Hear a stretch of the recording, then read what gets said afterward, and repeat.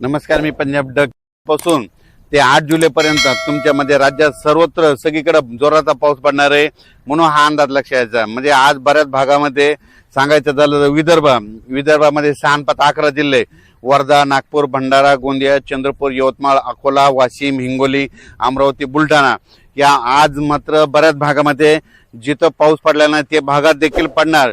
पण 8 तारखेपर्यंत मात्र सगळीकडे पाऊस पडणार आहे म्हणून हा अंदाज विदर्भातल्या सर्व शेतकऱ्यांना लक्षात यायचा। 8 तारखेपर्यंत सगळीकडे पाऊस पडेल आणि सगळ्या विदर्भात शेतकऱ्याची पेरणी होणार आहे म्हणून हे शेतकऱ्यांनी अंदाज लक्षात यायचा। त्याच्यानंतर मराठवाड्याकडे देखील हिंगोली जिल्हा, नांदेड जिल्हा, परभणी जिल्हा, लातूर जिल्हा, धाराशिव जिल्हा, संभाजीनगर, जालना, बीड या विदर्भात परभणी आणि मराठवाड्यातल्या शेतकऱ्याला सांगू इच्छितो की आज देखील दुपारनंतर 3-4च्या नंतर मराठवाड्यामध्ये सगळ्या जिल्ह्यामध्ये जोराचा पाऊस पडणार आहे। दररोज वेगवेगळ्या भागात पडणार आहे। 8 दिवसामध्ये सगळीकडे पडून जाईल। जे वंचित राहिले ते 8 दिवसामध्ये त्या वंचित भागात देखील पाऊस पडेल आणि त्या शेतकऱ्याची पेरणी होणार आहे म्हणून मराठवाड्यातल्या शेतकऱ्यांनी हा अंदाज लक्षात घ्यायचा। त्याच्यानंतर पश्चिम महाराष्ट्रातल्या शेतकऱ्याला सांगू इच्छितो की 8 दिवसामध्ये तुमच्या इकडे देखील जे भाग सुटलेला त्या सुटलेल्या भागात देखील पाऊस पडणार आहे म्हणून हे अंदाज लक्षात घ्यायचा। त्याच्यानंतर उत्तर महाराष्ट्राकडे नंदुरबार जिल्हा झालं, धुळे जिल्हा झालं, जळगाव जिल्हा झालं, नाशिक, पुणे ह्या पट्ट्यातल्या सर्व शेतकऱ्याला सांगू इच्छितो तुमच्याकडे देखील म्हणजे आजच दुपारनंतर बऱ्याच ठिकाणी पाऊस जोराचा सुरुवात होणार आहे। पण 8 दिवस मात्र 8 जुलैपर्यंत मात्र खूप जोरात पाऊस पडणार आहे म्हणून हा अंदाज लक्षात घ्यायचा। पण राज्यात मात्र या 8 दिवसामध्ये काही ठिकाणी मुसळधार, कुठं अतिमुसळधार, काही ठिकाणी अतिवृष्टी होणार आहे म्हणून हा अंदाज लक्षात घ्यायचा। मग अतिवृष्टी कुठं होणार, अतिमुसळधार कुठं होणार आहे म्हणून हे तुम्हाला सांगू इच्छितो। सर्वप्रथम मुंबईकरांनी हा अंदाज लक्षात घ्यायचा आणि सतर्क करायचं। मुंबईकडे म्हणजे 8 जुलैपर्यंत जोराचा पाऊस पडणार आहे म्हणून मुंबईच्या जनतेने सतर्क राहावे। पुण्याकडे देखील खूप पाऊस पडणार आहे।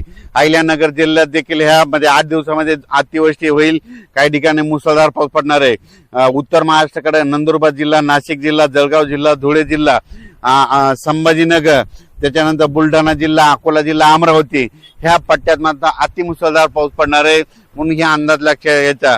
आणि तुम्हाला सांगू इच्छितो शेतकऱ्यासाठी एक आनंदाची बातमी म्हणजे हे जे जिल्हे आहेत जवळपास 14 जिल्हे, नाशिक जिल्हा, मुंबई, त्याच्यानंतर मुंबईचे सगळे जिल्हे, त्याच्यानंतर अहिल्यानगर, नंदुरबार, धुळे, जळगाव, संभाजीनगर, बुलढाणा, अकोला, अमरावती ह्या पट्ट्यात मात्र अतिमुसळधार पाऊस पडणार आहे। त्या भागामध्ये जे छोटे छोटे तळे आहेत त्या छोट्या छोट्या तळ्यामध्ये पाणी येणार आहे म्हणून त्यांच्यासाठी ही सर्वप्रथम आनंदाची बातमी।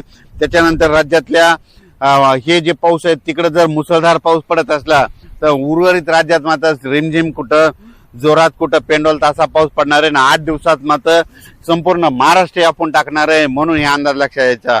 ज्या शेतकऱ्याच्या शेतामध्ये जर वापसा असेल, ईदभर ओल असेल तर तुम्ही तुमच्या पेरणीचा निर्णय घ्या कारण की 8 दिवस राज्यात चांगला जोराचा पाऊस पडणार आहे म्हणून हे शेतकऱ्यांना लक्षात घ्यायचं। या पावसाचा विशेष आहे की कमी वेळात जास्त पाऊस पडणार आहे म्हणून हा सर्व शेतकऱ्यांना अंदाज लक्षात घ्यायचा। पश्चिम महाराष्ट्रातल्या शेतकऱ्याला सांगू इच्छितो बारामती झालं, सातारा जिल्हा, सोलापूर जिल्हा, सांगली जिल्हा त्या भागात देखील म्हणजे आजपासून बऱ्याच भागामध्ये पाऊस सुरू होणार आहे म्हणून अंदाज लक्षात घ्यायचा। सांगायचं झालं तर हे सगळीकडे पाऊस काय होणार आहे म्हणजे जे आता हे जे पाऊस येणार आहे सगळीकडे कमी वेळेमध्ये जास्त पाऊस पडणार आहे म्हणून हा अंदाज सर्व शेतकऱ्यांना लक्षात घ्यायचा। आजच बघा म्हणजे खूप ठिकाणी पावसाला सुरुवात होईल आणि जे भाग निरंक राहिला तिथं देखील पाऊस पडणार आहे म्हणून त्या शेतकऱ्यांनी घाबरून जाऊ नका कारण की 8 दिवस तुमच्याकडे सगळीकडे पाऊस पडणार आहे, सर्व शेतकऱ्याची पेरणी होणार आहे। मी म्हणलो होतो ना 10 जुलै ते 15 जुलैमध्ये जे वंचित राहिलेले सर्व शेतकऱ्याच्या पेरण्या होतील कारण की 8 तारखेपर्यंत सगळीकडे पाऊस पडणार आहे तोपर्यंत वापसा होतच नाही मग सगळ्या शेतकऱ्याच्या पेरण्या 10 ते 15 मध्ये होऊन जातील म्हणून हे सर्व शेतकऱ्यांनी लक्षात घ्यायचं। हे 30 जून ते 8 जुलैपर्यंत जे पाऊस पडणार आहे त्यामध्ये शेतकऱ्याचं नुकसान देखील होणार आहे कारण की पाऊस खूप पडणार आहे, कमी वेळेत जास्त पडणार आहे म्हणून काय होईल वड्या काठचे जे शेत आहे ते घासाघाशी होणार आहे, बांध फुटणार आहेत कारण की पाऊस जरा जोरात आहे म्हणून हे अंदाज शेतकऱ्यांना लक्षात घ्यायचं।